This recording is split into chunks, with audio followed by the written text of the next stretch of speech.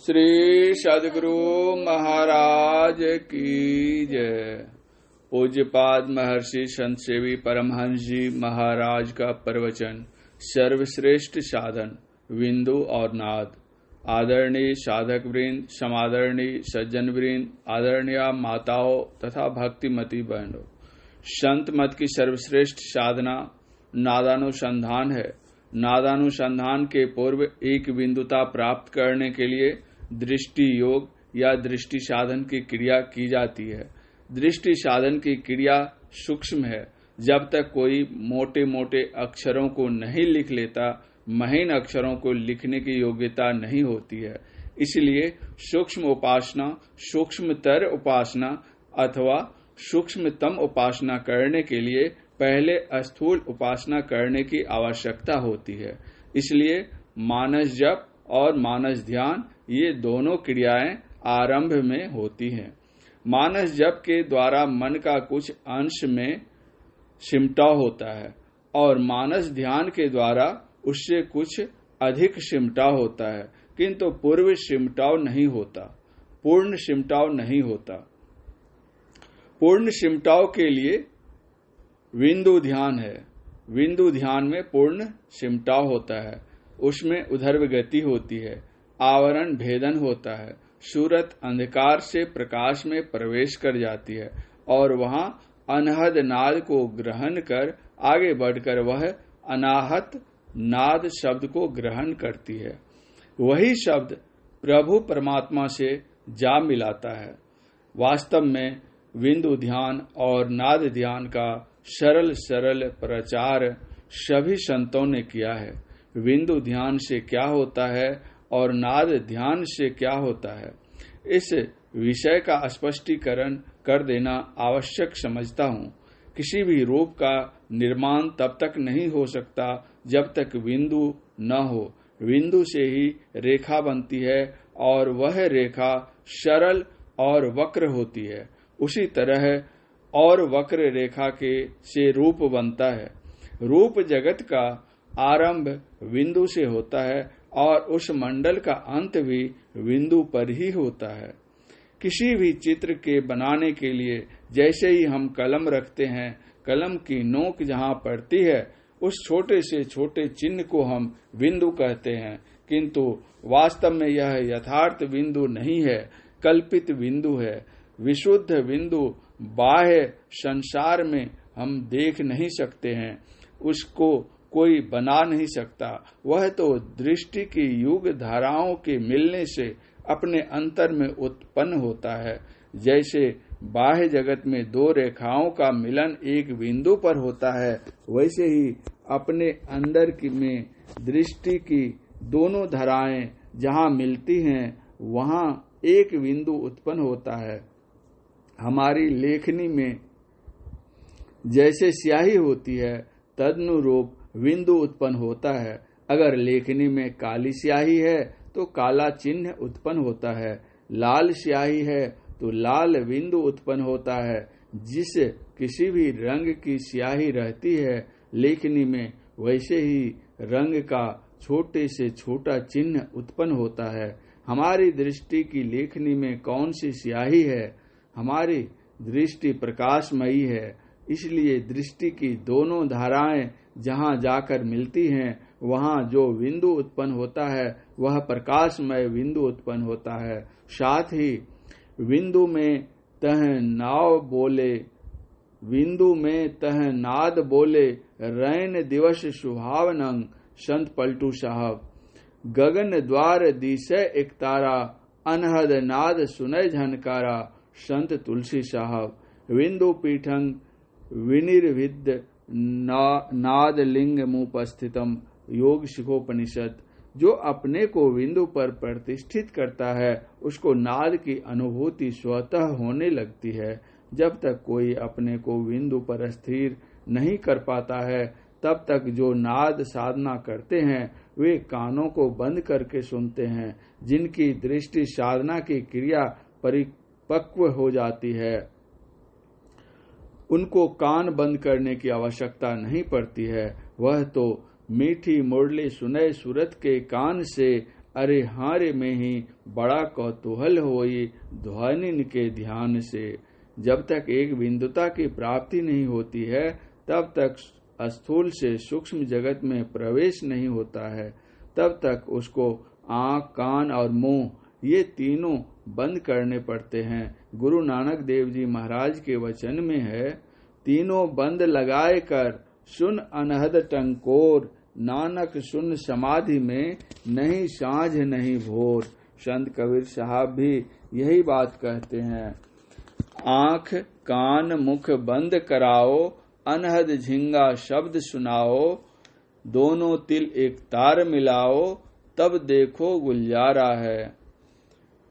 अपने गुरुदेव की वाणी में हम पाते हैं, तीनों बंद लगाई देखी सुनी धरी ध्वनि धारा, चली शब्द में खींचत बजत जो विविध प्रकारा। अंतः प्रकाश मिलने पर जिस अंतर्नाद की अनुभूति होती है वह केंद्रीय शब्द होता है, और वह सीधा शब्द, सरल शब्द, डायरेक्ट शब्द है। जब केंद्र में सूरत पहुंचती है तब वह केंद्रीय शब्द मिलता है। जब तक केंद्र में हमारी सूरत नहीं पहुंचती तब तक कान बंद करके जो सुनते हैं वह इनडायरेक्ट शब्द है। शब्द वही है लेकिन इनडायरेक्ट और डायरेक्ट का भेद है। स्थूल के केंद्र पर जब वृत्ति पहुंचती है, दृष्टि टिकती है, तो वहां जो शब्द मिलता है वह स्वतः खींचकर सूक्ष्म के केंद्र पर ले जाता है। इसलिए गुरु महाराज के वचन में आया है कि नादानुसंधान करने के लिए कम से कम एक बिंदुता की प्राप्ति अवश्य होनी चाहिए। जो कोई एक बिंदुता प्राप्त किए बिना ही नादानुसंधान करते हैं वह ऐसा है जैसे एक वृक्ष में फल लगा हुआ है, एक नेत्रधारी उस फल को तोड़ना चाहता है और दूसरा एक नेत्रहीन है, वह भी उस फल को तोड़ना चाहता है।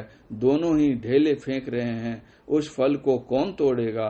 जो नेत्रधारी है वह देखता है कि अमुक स्थान पर फल लगा हुआ है, निशाना करता है, ढेला मारता है, फल तोड़ लेता है। जो नेत्रहीन है वह बेचारा तो उस फल को तो देखता नहीं है, अंदाज से वह ढेला फेंकता है। उसका ढेला कभी पैर में लगेगा, कभी टहनी में लगेगा, कभी पत्ते में लगेगा। अगर वह निरंतर ढेला फेंकता ही रह जाए तो संभव है कभी फल में भी लग जाए, लेकिन उसके लिए कोई गारंटी नहीं दी जा सकती कि वह फल तोड़ ही लेगा। लेकिन जो नेत्रधारी है वह तो फल तोड़ ही लेगा, इसमें संदेह का, संशय का कोई स्थान ही नहीं है। इसी प्रकार जो कोई दृष्टि साधन की क्रिया करते हैं उनकी दिव्य दृष्टि खुल जाती है। दिव्य नेत्र खुल जाने के कारण वह दिव्य नाद को सरलता पूर्वक पकड़ लेता है। इसलिए अभी आप लोगों ने जो संत कबीर साहब की वाणी सुनी उसमें यही बात आई, जो कोई निर्गुण दर्शन पावे, प्रथमे सुरति जमावे तिल पर, मूल मंत्र गहिलावे, गगन गराजय दामिनी दम के अनहद नाद बजावे। अगर उस निर्गुण ब्रह्म के दर्शन करना चाहते हैं तो पहले जो ब्रह्म का सूक्ष्म रूप यानी बिंदु है उसकी हम आराधना करें, अपनी दृष्टि को उस पर जमावें। संत राधा स्वामी साहब भी कहते हैं, सूरत शब्द एक अंग कर, देख विमल बहार, मध्य सुख मना तिल बसे, तिल में ज्योत आकार। सुषुम्ना में अपनी वृत्ति को ले जाओ, वहां उस केंद्रीय शब्द को पकड़ो। बाएं ईड़ा नाड़ी, दक्षिणे पिंगला, राजस तमो गुणे करीते छे खेला, मध्य सत्व गुणे सुषुम्ना विमला, धर धर ताड़े सादरे। गुरु नानक देव जी महाराज कहते हैं, सुख मन के घर राग सुन, सुन मंडल लिबलाई, अकथ कथा विचार मनसा मन ही समाई। अगर राग सुनना चाहते हो, ब्रह्मनाद सुनना चाहते हो तो सुखमन के घर राग सुन, अपने को सुषुम्ना में ले जाओ। इसी सुषुम्ना की साधना मीराबाई भी करती थी। वे कहती हैं, सेज सुखमना मीरा सोवे, शुभ है आज घड़ी। जो सुखमना की सैया पर सोता है आवश्यकता है सच्चे सद्गुरु की शरण ग्रहण कर सदाचार समन्वित हो तन मायता पूर्वक साधन करने की। संत तुलसी साहब कहते हैं, मुर्शिदे कामिल से मिल सिदक और सबूरी से तकी, जो तुझे देगा फम शहरक के पाने के लिए। जो पहुँचे हुए गुरु हैं उनके पास जाओ, सच्चाई से जाओ, कच्चा हृदय लेकर नहीं जाओ, सच्चा हृदय लेकर जाओ, संतोष धारण करके जाओ। वे तुम्हें मार्गदर्शन देंगे कि किस तरह सुषुम्ना मार्ग उन्मुक्त होता है। क्यों भटकता फिर रहा तो ये तलाशे यार में, रास्ता सहरग में है दिलवर पे जाने के लिए।